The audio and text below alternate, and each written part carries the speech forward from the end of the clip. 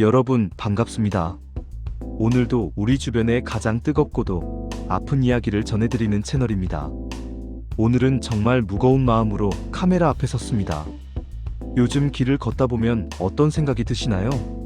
불과 12년 전만 해도 줄을 서서 먹던 맛집들이 소리 소문 없이 사라지고 그 자리에 임대문이라는 네 글자가 붙은 차가운 유리창만 남은 풍경. 이제는 너무나 익숙해져 버렸습니다. 대한민국 경제의 허리라고 불리는 자영업자 600만 명. 지금 그분들이 겪고 있는 고통은 단순히 경기가 안 좋다는 말 한마디로 설명하기엔 너무나 처참합니다.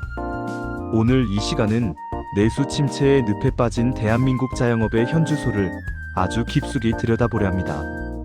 우리가 가장 먼저 직시해야 할 사실은 지금의 위기가 단순히 일시적인 불황이 아니라는 점입니다.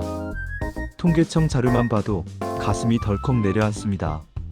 최근 폐업 신고를 한 자영업자 수가 역대 최고치를 경신하고 있습니다. 그런데 더 무서운 건 폐업조차 마음대로 하지 못하는 분들이 태반이라는 사실입니다. 가게를 접으려 해도 원상복구 비용 수천만 원이 없어서 혹은 권리금을 한 푼도 건지지 못할까봐 적자를 보면서도 울며 겨자 먹기로 문을 열어두는 분들이 우리 주변에 너무나 많습니다. 어제보다 오늘이 더 힘들고 내일은 더 무섭다는 말이 현장의 공통된 비명입니다. 왜 이렇게까지 된 걸까요? 가장 큰 원인은 역시 내수 침체, 즉 사람들이 돈을 쓰지 않는다는 데 있습니다. 물가는 천정부지로 솟았는데 월급은 제자리 걸음입니다.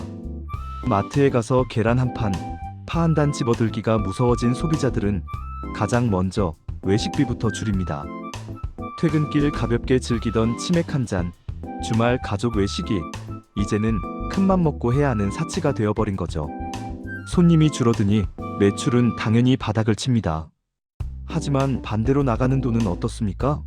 식자재 값은 하루가 다르게 오르고 전기료, 가스비 같은 공공요금은 무섭게 상승했습니다.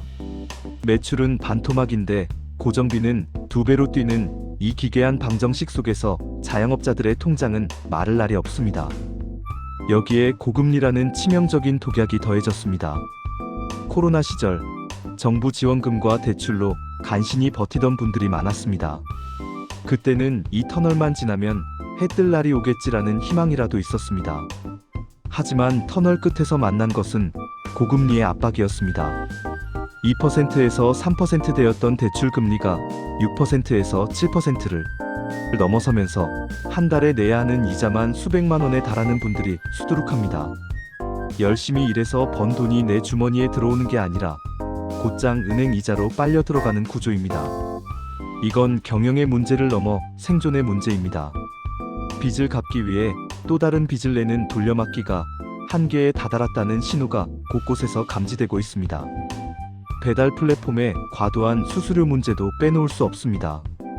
이제 배달 없이는 장사가 안 되는 세상이라지만 팔면 팔수록 적자가 나는 구조라면 이게 무슨 의미가 있을까요? 음식값의 상당 부분이 플랫폼 수수료와 배달비로 빠져나가고 나면 사장님 손에 남는 건 정말 푼돈뿐입니다.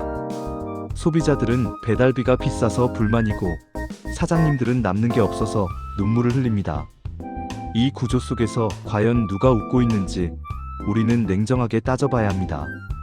플랫폼 경제라는 화려한 이름 뒤에 가려진 자영업자들의 눈물겨운 희생을 말입니다. 또한 인구 구조의 변화와 소비 트렌드의 급격한 변화도 자영업자들을 벼랑 끝으로 밀어넣고 있습니다. 1인 가구가 늘어나고 온라인 쇼핑이 일상화되면서 오프라인 매장을 찾는 발길은 더욱 뜸해졌습니다. 예전처럼 목 좋은 곳에 가게만 차리면 손님이 오던 시대는 끝났습니다. 하지만 이런 변화에 적응할 시간도 자본도 부족한 소상공인들에게는 이 거대한 변화의 파도가 마치 재앙처럼 느껴질 수밖에 없습니다.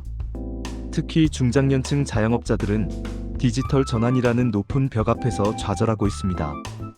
키오스크 도입 하나도 버거운 분들에게 온라인 마케팅과 데이터 분석을 요구하는 것은 너무나 가혹한 현실입니다. 그렇다면 정부는 무엇을 하고 있을까요?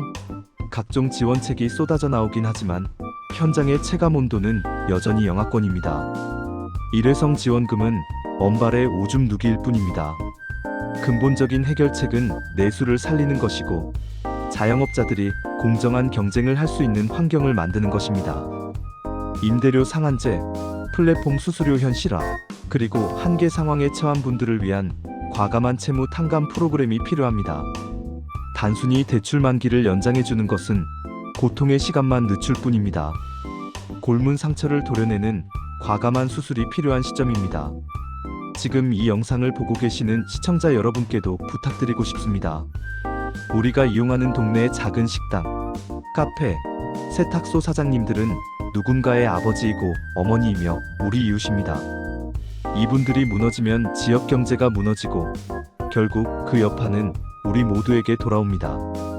대형마트나 온라인몰도 편하지만 가끔은 우리 동네 가게들을 찾아주시는 건 어떨까요? 오늘 음식 정말 맛있었어요. 사장님 힘내세요라는 따뜻한 말 한마디가 절벽 끝에 서 있는 누군가에게는 다시 일어설 수 있는 희망의 끈이 될 수도 있습니다. 자영업자 사장님들께도 감히 말씀드리고 싶습니다. 지금의 위기는 여러분의 잘못이 아닙니다. 세계적인 경기 불황과 구조적인 변화가 겹친 거대한 파도일 뿐입니다. 너무 자책하지 마시고 혼자서 고민하지 마십시오. 주변의 도움을 구하고 정부나 지자체의 컨설팅 프로그램을 적극 활용해 보시길 권합니다. 그리고 무엇보다 여러분의 건강과 마음을 먼저 챙기셨으면 좋겠습니다. 사람이 살아야 가게도 다시 살릴 수 있는 법이니까요. 대한민국 자영업의 위기는 곧 국가의 위기입니다. 600만 자영업자가 웃지 못하는 나라는 결코 행복할 수 없습니다. 이제는 정치가 응답해야 하고 사회가 이들의 고통에 공감해야 합니다. 소 잃고 외양간 고치는 시계 행정이 아니라 소를 잃기 전에 울타리를 튼튼히 치는 선제적인 노력이 필요합니다. 우리는 이 위기를 극복할 저력이 있습니다. 하지만 그 저력은 각자 도생이 아니라 상생의 마음에서 시작된다고 믿습니다. 오늘 이야기는 여기까지입니다.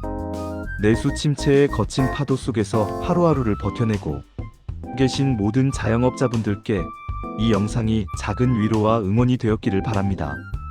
저는 앞으로도 현장의 목소리를 가감없이 전달하고 우리 사회가 나아가야 할 올바른 방향에 대해 함께 고민하겠습니다. 여러분의 생각은 어떠신가요? 지금 여러분 주변의 상권은 어떤 모습인가요? 댓글로 여러분의 이야기를 들려주세요. 구독과 좋아요는 우리 이웃들의 목소리를 세상에 널리 알리는 데 큰 힘이 됩니다. 시청해주셔서 감사합니다. 다음 영상에서 더 깊이 있는 이야기로 찾아뵙겠습니다. 모두 힘내십시오.